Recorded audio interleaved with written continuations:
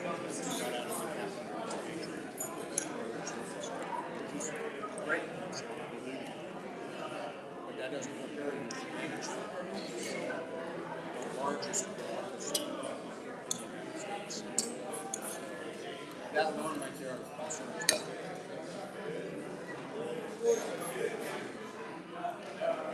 DOD's still official. They can rename themselves, they can tell Congress, authorize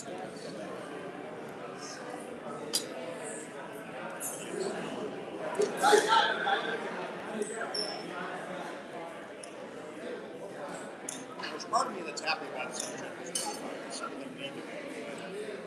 It is the number of changes because it starts to feel like a political contest. Now, having been in the Army, and I also, like Rick said, I did not make up I was a captain.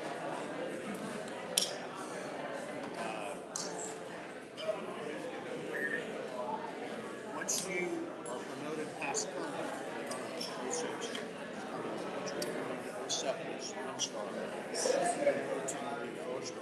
once you cross that threshold, what we call the really senior ranks, it's all political.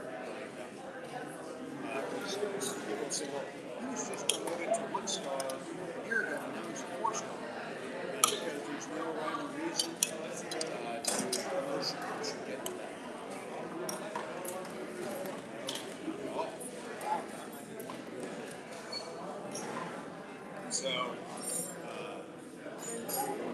So it's a little bit of that, and I think that's the first time. I believe that some really good generals have made it. Like I think about that short stop, how some others that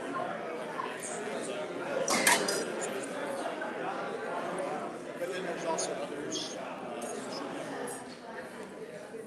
who should have never been destroyed other people's records to do it.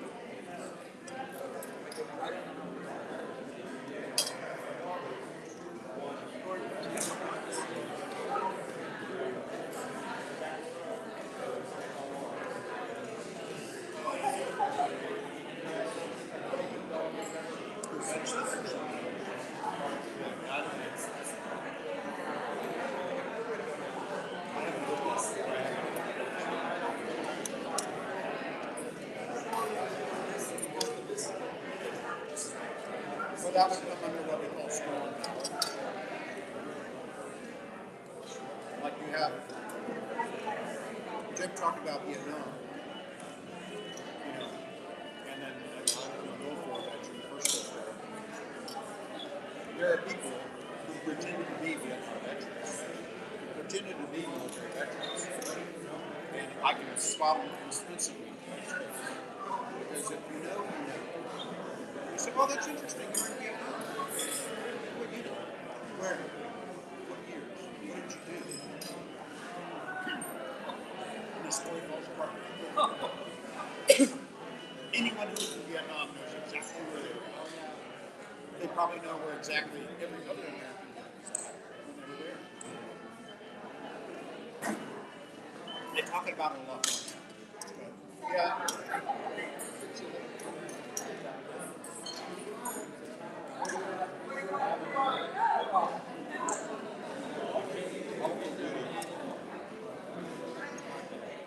A smaller guy.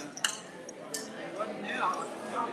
I mean, he's short.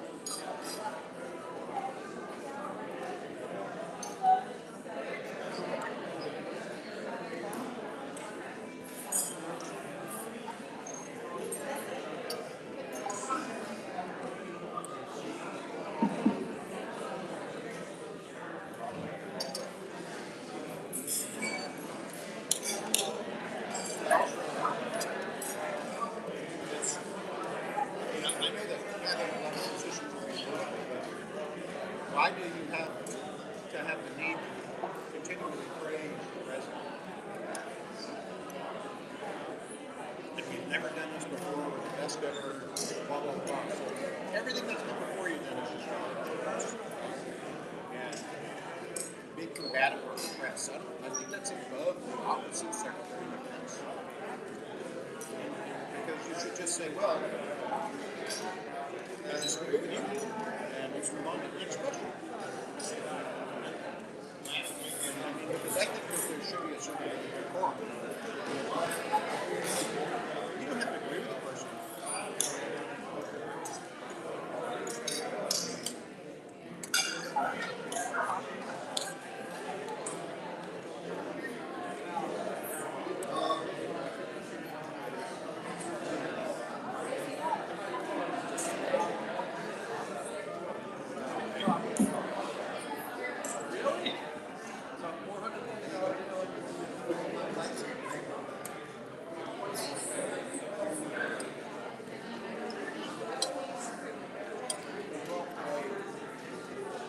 The problem, of course, in my mind, again, trying to be objective, is transparency.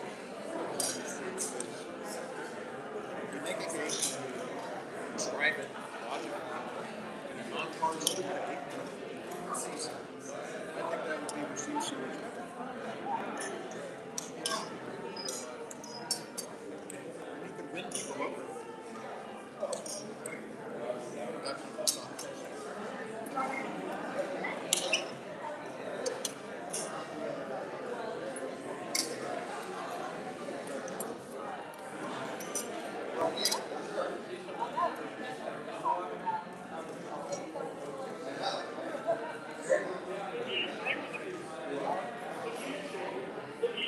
I'm going to pledge.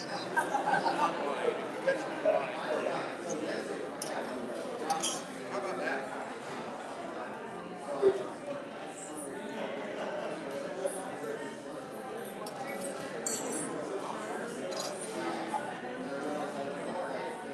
Oh, the one on Netflix. Not with Netflix. It's fantastic. It's with,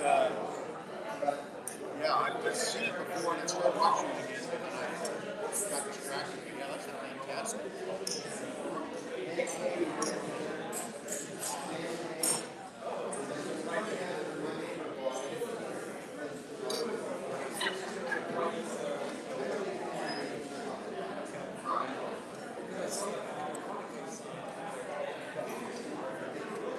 Well, that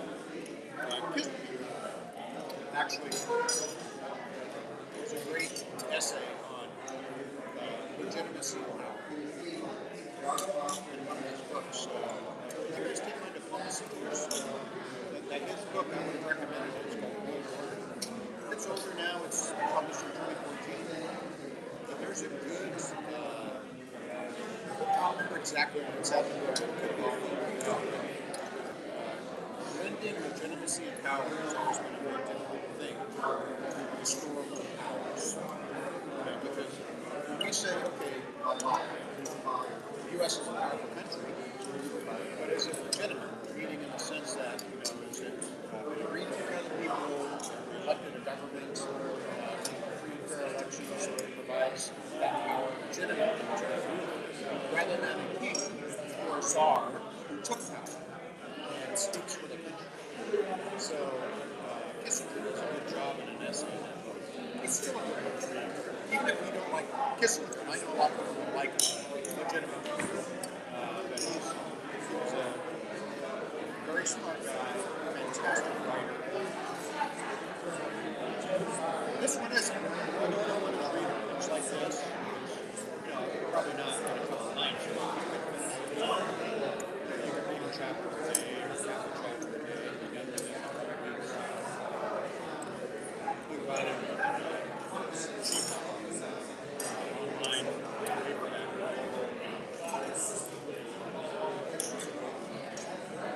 This tome is a book called Diplomacy, which is about read it. It's a good book. Published about 3 years ago.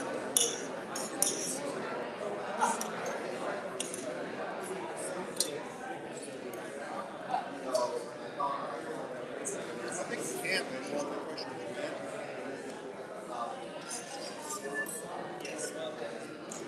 This is part of what I talk about, making your case to the American public. They said, look, they didn't have to release all the intelligence, but they could have said, here's the proof. Iran was about to get a nuclear weapon. Okay, so then what you did last summer was garbage. And what we're doing now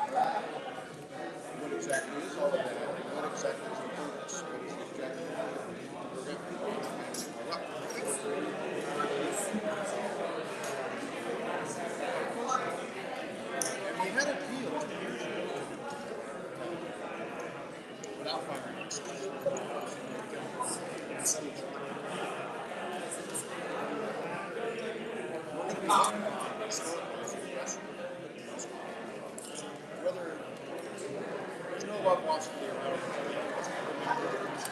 I'm in a hospital crisis, and I feel like there's something to pay.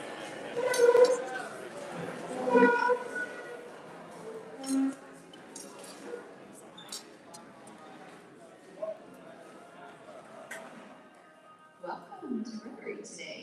Glad to see all here on what is today, May 14th. We are recording for our YouTube channel. Again, if you want to go watch, you're welcome to do that. If you ever miss a meeting, it's a great way to figure out what you missed and catch up. So we're going to take a moment of silence to reflect or pray.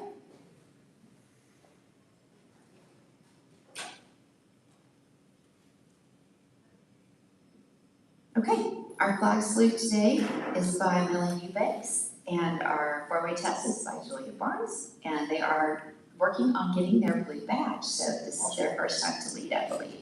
Okay, girls, hit it. Okay, please join me in the flag salute. Pledge allegiance to the flag of the United States of America and to the republic for which it stands, one nation under God, indivisible, with liberty and justice for all. Jim. And will you join me in saying the four-way test? Is it fair to all concerned? Will it build goodwill and better friendships? Will it be beneficial to all concerned? It'll be fun. And it's fun. We had a picnic last night, and it was fun. So thank you to those of you who were able to come out to our all-club picnic. We had around 50 that came out last night and shared a meal with us. Every club was represented from Norman. We had, everybody's really loud. Can you hear me? Oh, there's okay, so yes, we had every club in Norman represented last night, plus Newcastle. So that was good, that was the intent. We also had 3 potential companion club members come and check us out. And I think they're very excited about that possibility. I know there's a couple more that couldn't make it last night. We are going to have an organizational meeting very soon. So if you have somebody in mind, please let me know how to get in touch with them, to include them on an initial email, or I can forward it to you, and you can make the initial contact and ask them to come to the organizational meeting. So that's in the works and on the way. So, and I do want to say a thank you to Shauna for organizing trash pickup. The park looked great, very clean.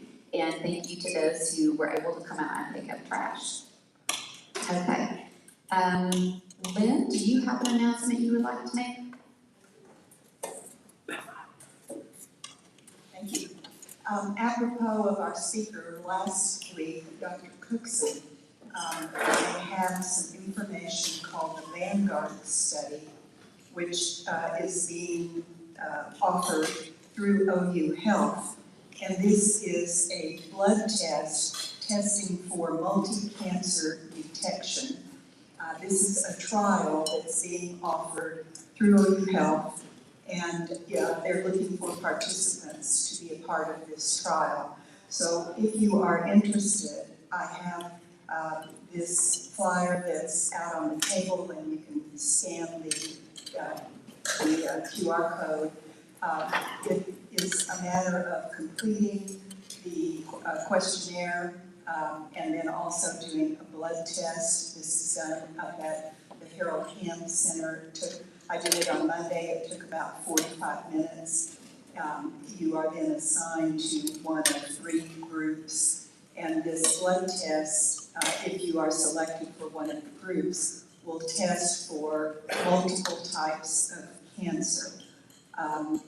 Lung, liver, colorectal, breast, pancreatic, so many types of cancer that presently there are no early screenings for. Or if there are screenings, it's a mammogram or it's colonoscopy or something that's much more invasive than a blood test. So they are looking for participants. You do the blood test initially.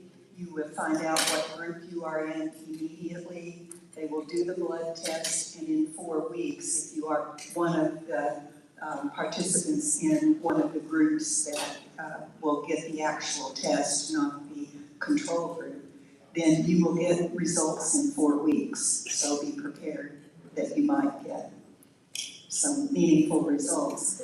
And then a year from now, you would have a second blood test and questionnaire, and then in the 3rd year, you would have a questionnaire. But it would be very helpful to them as they look for about 1,500 more participants. This is for ages 45 to 75, and if you cannot have been diagnosed with cancer in the past 5 years. So if you're not eligible, but you have family members or others you'd like to share this with, please feel free to do so. So I'll have this available, one in here that I'll leave on this table, and then one outside. So thank you very much if you're willing to participate. Thank you. That's an interesting, that's an exciting thing actually I know, well, hopefully you would get results that you wanted, but that's a really a neat thing I'm gonna go sign up if they'll take me, because what can it hurt? Okay, let's see, we have pancakes tomorrow at Norman High, last one of the year, so if you are on the schedule, you should have gotten an email. Check out your times that you're supposed to be there, especially if you're cooking and setting up. So we look forward to that. That is Norman High's big celebration of their students that day, so we could have parents come through. So it's a good day to be there. Let's see, Craig, do you have an announcement? Yes, we'll giving away notes and books tomorrow morning and Monday morning. Tomorrow morning at Adams and Monday morning at Kennedy. You want to go to those schools early in the morning? Anybody not doing pancakes in the morning that can go give away a book or a note? Maybe you can. Awesome. You're going to Adams. Okay, I'll get Kennedy covered. Thank you. Thank you, guys. And thank you to you volunteers. We made about 5,500 hours last weekend. Good job. Thank you who volunteered last weekend at the book fair too. Let's see. I do want to take a moment. We have a Rotarian in this room who is celebrating 50 years as a Rotarian. Chuck Bacon, will you please, raise your hand.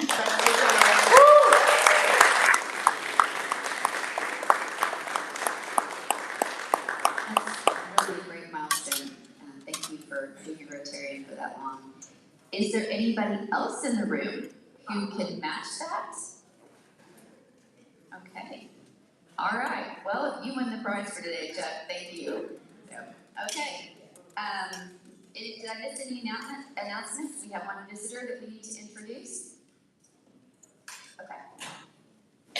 Hi, please welcome my guest, John Curtis. He came last week, but I wasn't able to make it, so he is very interested in joining our Rotary Club, and he is a state and will planning attorney here in Norman. So please welcome John.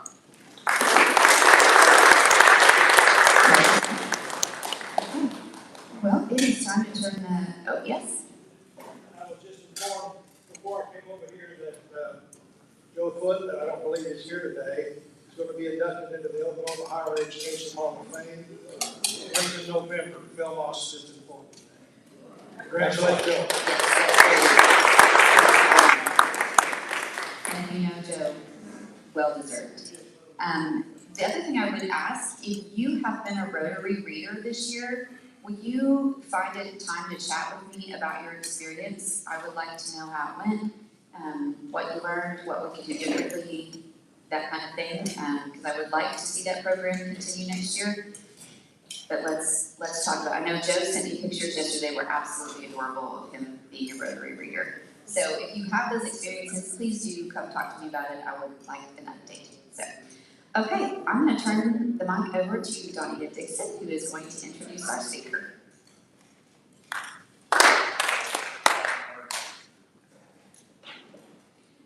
Well, it's my pleasure to introduce Scott Martin, who proudly serves as our president and CEO of the Chamber of Commerce here in Norman since May 2017. We all know Scott, we love him, but I'm going to give you a little bit more information that you may or may about him. He's a lifelong Oklahoman. Scott has dedicated his career to public services and public leadership, community engagement. After earning his degree in political science from the University of Oklahoma, where he served as a student body president, he began his career in municipal government, spending more than a decade serving communities including Norman and Noble. Scott went on to fulfill a lifelong goal of serving in public office, representing House District 46 and the Oklahoma House of Representatives for 6 terms from 2006 to 2017. During that time, he also held a role of the most influential role of leadership in state government as chairman of the Appropriations and Budget Committee. He helped guide Oklahoma's fiscal policy. Alongside his public service, he also built a successful career in banking. Since 2017, Scott has led Norman Chamber of Commerce, where he has been a strong advocate for local businesses, economic growth, further strengthening the community he calls home. His leadership has also been recognized nationally, including his selection to the U.S. Chamber of Commerce Committee of 100. Most importantly, Scott is deeply committed to Norman and to his family. So he and his wife Angela are the proud parents of 4 amazing children. So please join me in welcoming Scott.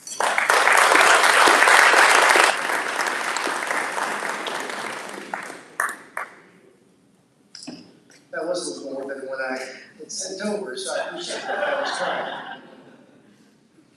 Tonight we're going to celebrate the graduation curve of our latest Leadership Norman Tomorrow's Leaders classes, and many of you I know have been through at least one of those programs, and so you'll recall that Ed Copeland used to help lead the kickoff for those, and he would do a deep dive on all of the classmates that were going on and would find out fun facts that they really didn't want people to know about, and would introduce that into the opening discussion. So there you go. I appreciate that intro, though. It's always great to come and share with Rotary Club here. Appreciate all that you do for our community. I can tell you the Chamber wouldn't be who we are without all of you as active participants in our community. Many of your businesses are members of ours, which we greatly appreciate. I have a couple of my top volunteers, our ambassadors, that help us out tremendously. Kyle often fills in for me. I just get jealous of his hair since I'm losing mine. He's got great hair, flowing locks that I don't have. So it's a really great partnership that we have with so many of you. And I would, there are so many ways I could take today's presentation because there's a lot to talk about in Norman. But I'm going to talk about some bigger, exciting things that are going on. I don't want that, though, to get in the way of all the little things that are happening. When I say little, small things maybe we don't take as much note of. They're not on the front page of the paper like some of the things I'm going to talk about. We got to celebrate a really cool ribbon cutting last week. Osborne Drug, Shauna and Michael and their crew, recently moved over to the west side of town. And it's little things like that that get me really jazzed up. I love being able to go celebrate either brand new opportunities that are happening or the evolution of success that's occurring throughout our community.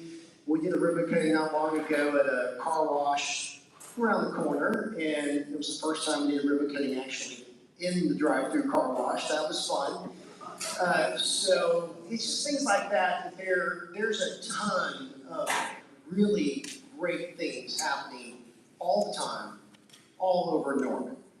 And so I'm going to give you a 30,000-foot view of some things that we're working on intimately, that we have worked on, some big projects that are happening around town.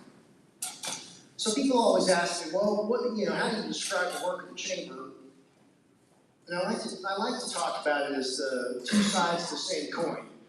One is our advocacy work that we do, local, state, or local, county, state, and federal level, and then the other side is the programmatic side, which I'm going to get into a little bit, but I want to begin with the advocacy side. Kathy, you recognize anybody in that picture? There's somebody in the picture that you would know. So, a couple people I think in the picture you'd know. So every year we go to Washington DC to advocate for issues that are important to our businesses and our community. So we were just there a few weeks ago, and we highlighted 4 things I want to tell you about, because I think they're really important. These are things that probably don't often get into the news, but they are really, really important to where our community is going. And one of the reasons why I wanted to chat with you about these and just the idea of advocacy is because we sit back, and in Norman, you really got to be in it for the long game. Okay, it's not there's nothing short or quick that's going to happen successfully in Norman. It's going to take a little bit to get things accomplished, and that's all right. So this time around, there were 4 big issues that we talked to our delegation about. We led off with a really exciting project on behalf of Norman Technology Center. You know, we have the best career tech in the state right here in our backyard, and later this year, they are going to take ownership over a Boeing 737. And they need a place to house a very large aircraft so that their students can then work on, hands-on, an airplane like that. And so with a $5 million local match, they are requesting a $5 million federal match to build a building here in Norman that would house the aircraft, and then also an Avid lab, which is a technology lab. Senator Armstrong, our new senator for the interim amount of time here, he actually is quite familiar with Norman.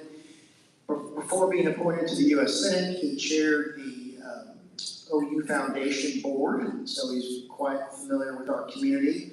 And he is going to be requesting that in his federal earmark, so we're super excited about that. Secondarily, the university, they have a project to grow and expand the National Weather Center. It's an $18 or $20 million ask that Congressman Cole is going to put in his top 20 requests. So we're thrilled with that expansion down at the research campus.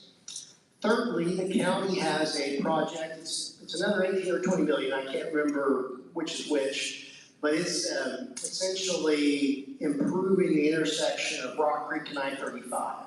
So with the big project that I'm going to talk more about here in a second, there needs to be some infrastructure improvements in that general area, not only road, but also underground, water, sewer, all of that kind of thing.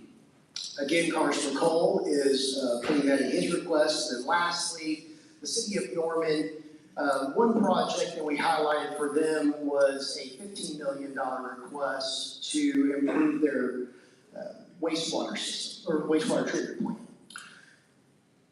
Big passion of mine personally when I was in the legislature was able to work on some improvements to our statutes to allow for reuse. And Norman has led the way in that area for years now, and so we were thrilled to be able to do that. And I think they're going to see some traction with that particular project this year.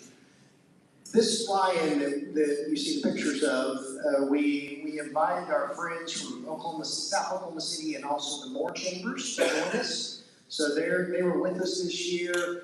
It was really a great opportunity for the county to come together and highlight those projects that can really move the needle. Now, it'll take a little time. One, you've got to, hope and pray that Congress is actually going to pass the bill, right?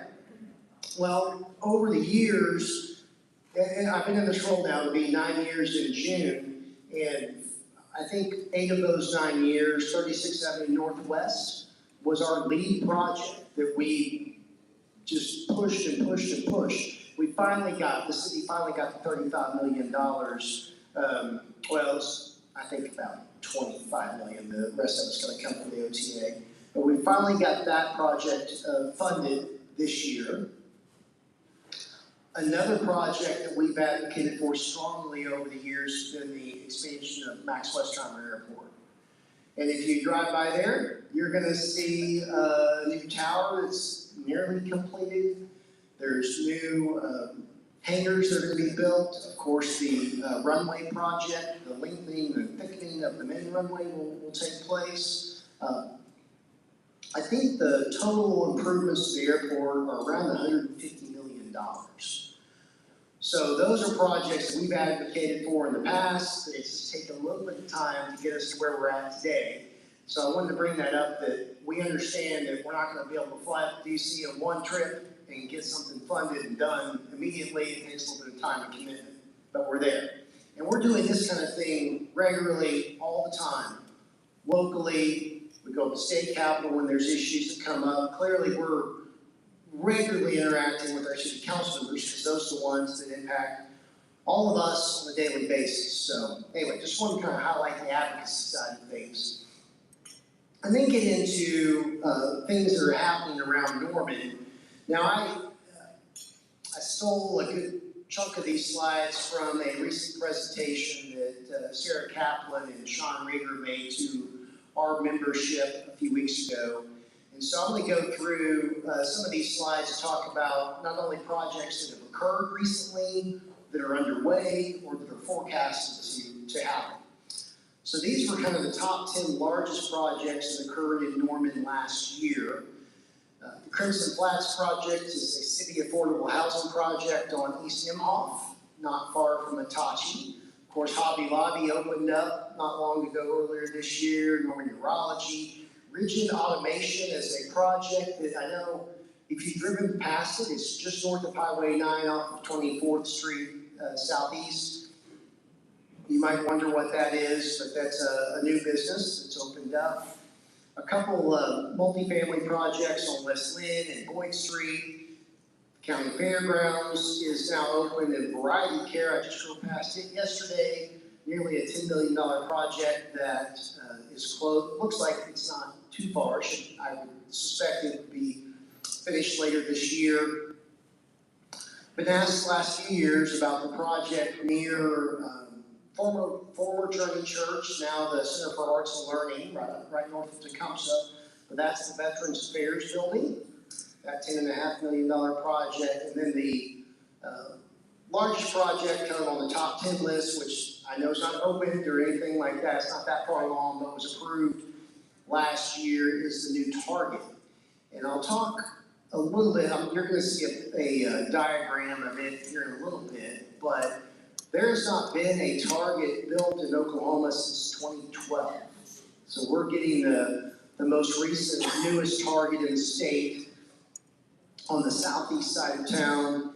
If you haven't been on South Classen, Highway 77 lately, you should go down there. There is a ton of stuff going on, okay? Not only residential development, but also retail development along the highway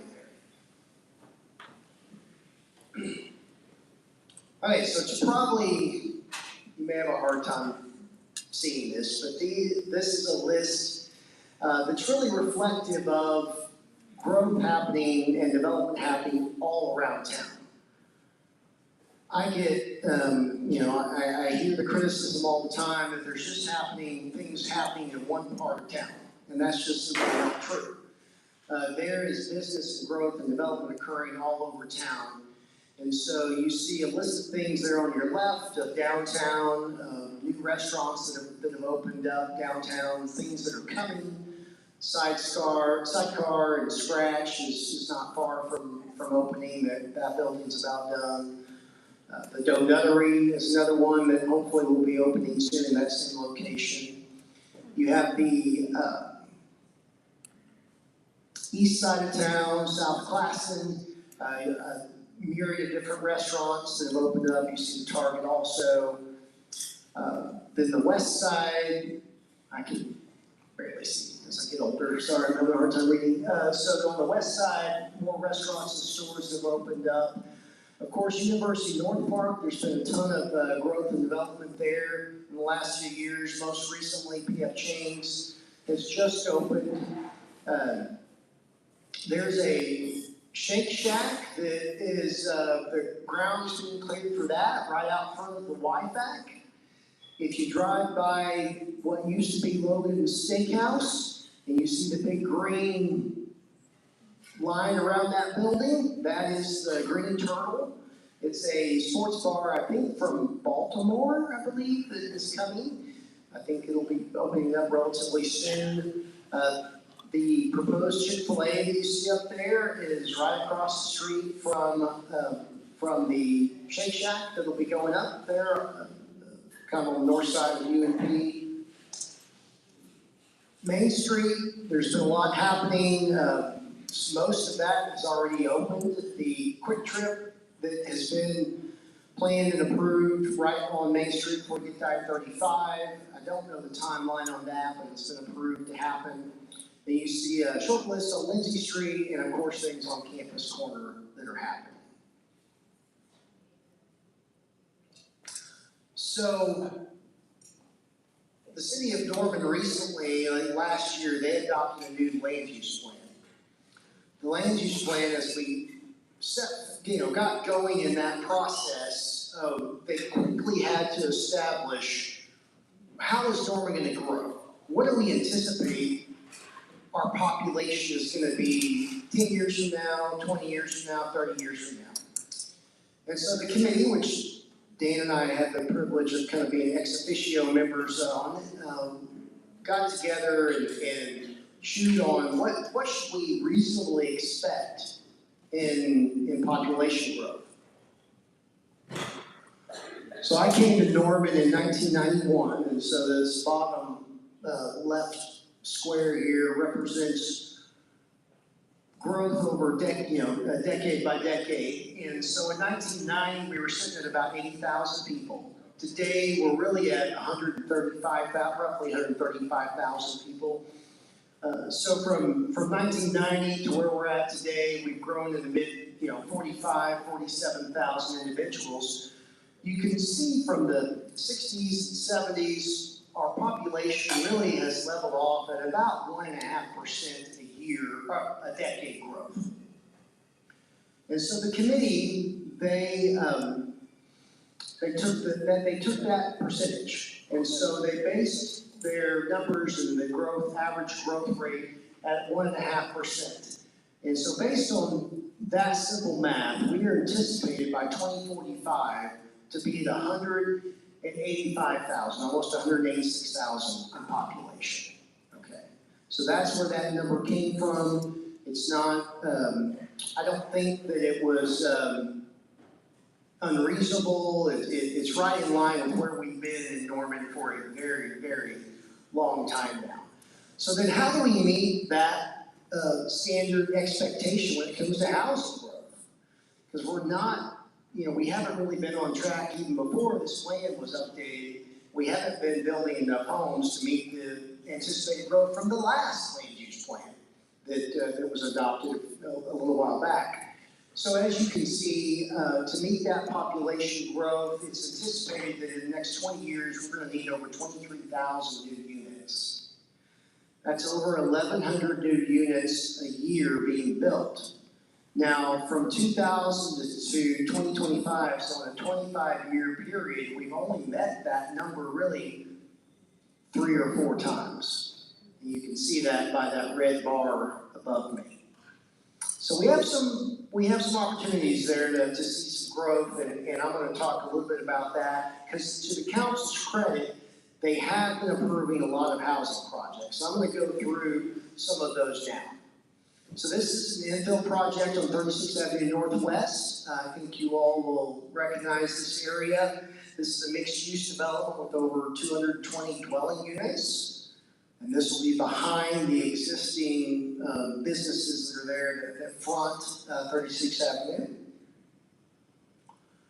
This is an interesting project. This is a conversion of an existing space. Formerly used to be the La Baguette on Robinson Street. And right next to that car wash that we did the ribbon cutting in not long ago, and they're near Harvey's. So this is being renovated to dwelling units. So this is going to be housing of some kind. I think with an expansion around it, but anyway, I think it'll be fascinating, great addition.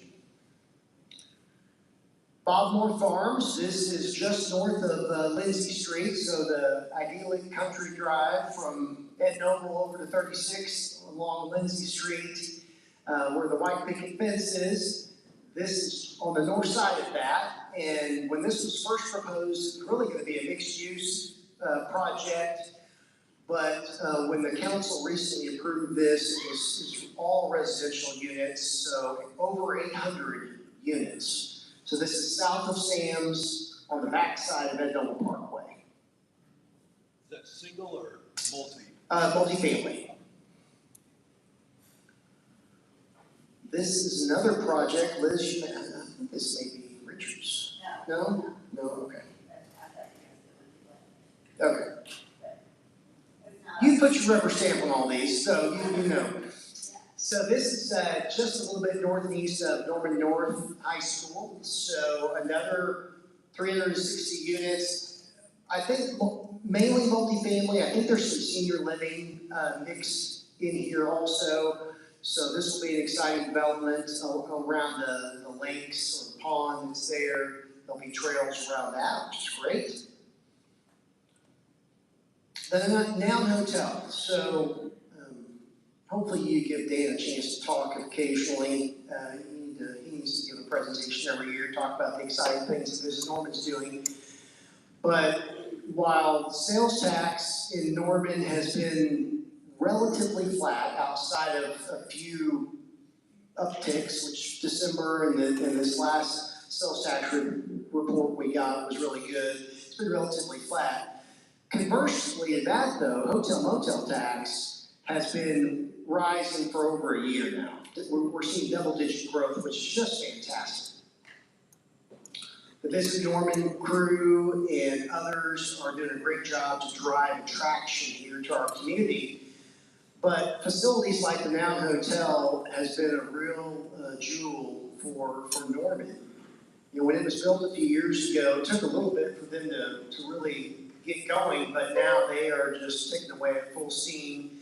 They have a over 50 room expansion that has been proposed and approved north of the current facility. This would take down a house there off of University Boulevard that is owned by the owner of the Noun. Create these new rooms, also a new ballroom with a larger event space, which would be great. The Noun was voted the best hotel in Oklahoma, made the U.S. News Report list as far as one of the best in the country. And they, if you haven't been in there, you can go check it out because they're fantastic. It's a really great property. Real excited that this was approved with a little bit more ease than the first, than the original Noun Hotel. That took over a year of wringing their hands to get that over the finish line, but we finally got there. Another really unique project, this is on the north side of South Creek. So think south of Lindsay Street, in between the Lambikai House and the Cap Sig House, between Chautauqua and College. There used to be an apartment complex on this site.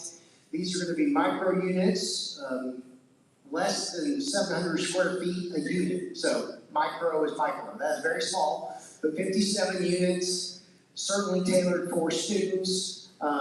Really unique, one of a kind for Norman. I understand these are not new, that these are being built around the country, but this was recently approved. This project along Imhoff, so I talked about the city's affordable housing project, which is a little bit further east of this one. But this is again, a student housing project, multifamily apartments, over 450 units on the north side of Imhoff. This zeroing in a little bit more to the Target project that I spoke of earlier. So this, think a Target more like what used to be at May and 24th, okay? Not groceries. So not the super center that we've become familiar with at UNP, but a non-grocery Target. They're on the south side of town, south of Walmart. There will be other retail establishments built on the out parcels. Armstrong Bank, this land is owned by them. They're going to build a bank on this site. And then there'll be some other businesses that will be built around them. It's rumored that there will be another national big box retailer next to Target. That has not been confirmed or publicly announced yet, but we're anticipating that. just a really great project in Norman, but serving certainly the southern part of our county and just a great opportunity for growth down in that area.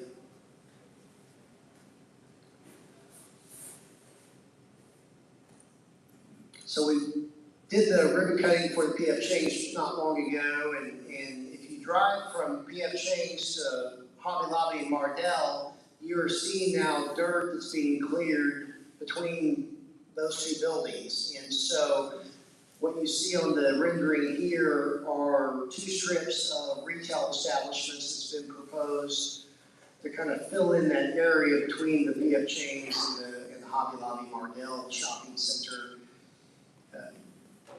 There's been no announcements yet as to what will be in these buildings, but it's about 37,000 square feet of small retail that will happen, and I assume it will fit with the other things that are in this area, but they're clearing the ground now, so this is underway, this construction. And then as I get to the end of my presentation, this is a brand new picture. I was able just to slide in there from Tuesday.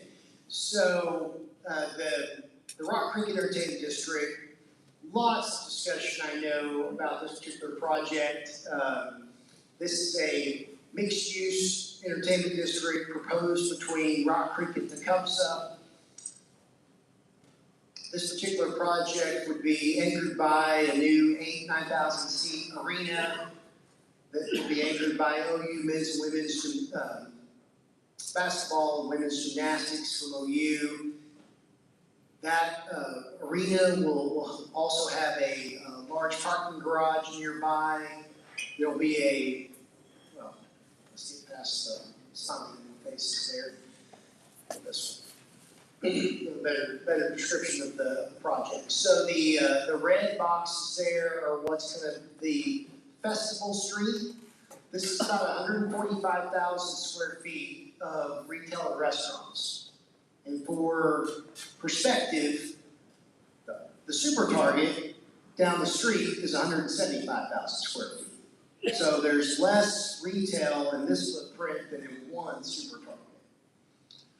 So that Festival Street would feed into the new arena. And from there, as you go further north, so north is on your left, over here, and it would flow into a new hotel, conference center, office space. This building here with those lines, that's the parking garage, and all of that flows then into multifamily housing. So think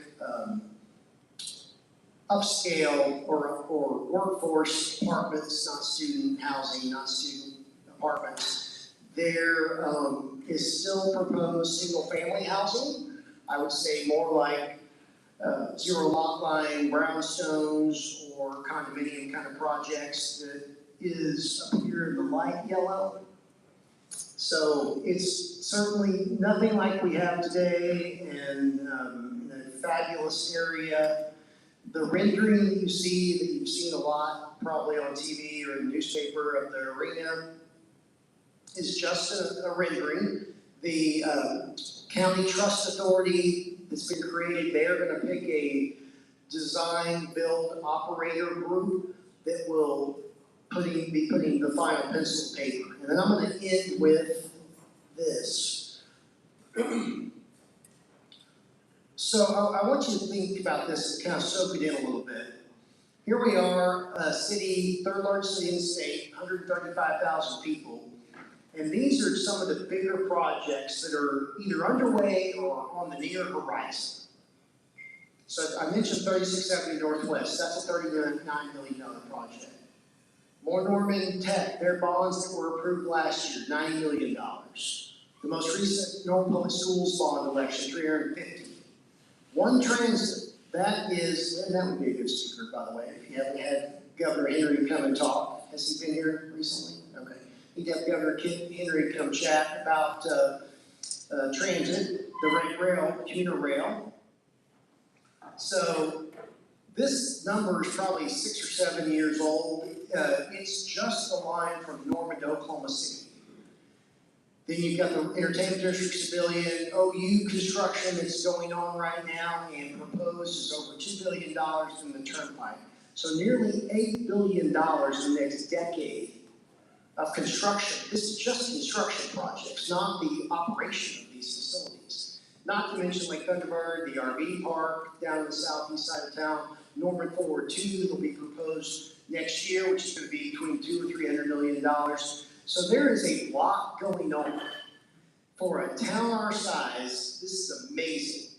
And again, these are the bigger things that we all get a lot of attention. I don't want this to discount all the wonderful things that are happening here or there, the family-owned businesses that are happening around town, because those are really big deals also.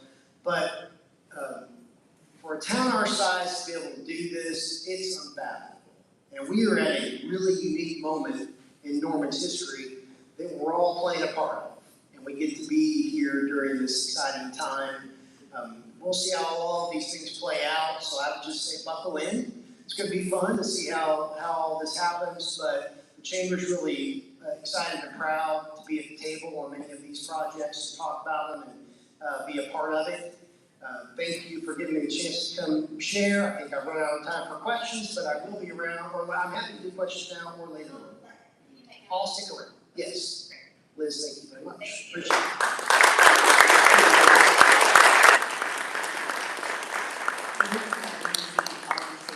in Norman, and saw us right now, moves quickly. So yeah, just be patient. I do want to share with you, we had some extra food last night and we were wondering what to do with it. And we took it, Liz Sparkville took it this morning to the Beacon Project. And this is from Angela, who most of you will have met if you have attended our on-site at the Beacon Project, which was Pantry Partners. Please tell everyone at Rotary, thank you for the food. The kids devoured it. Some teens ate 3 and 4 hot dogs. We also packed up food to go for the teens who need something to eat when they go home. Thanks again for thinking of our teens. We appreciate you very much. We make a difference, and I just want you to know that we appreciate everything that you do for our community. So thank you for being here today. Thank you, Scott, for being our speaker. Thank you, John, for returning. Hopefully we'll see you again. Go out and make it a great week.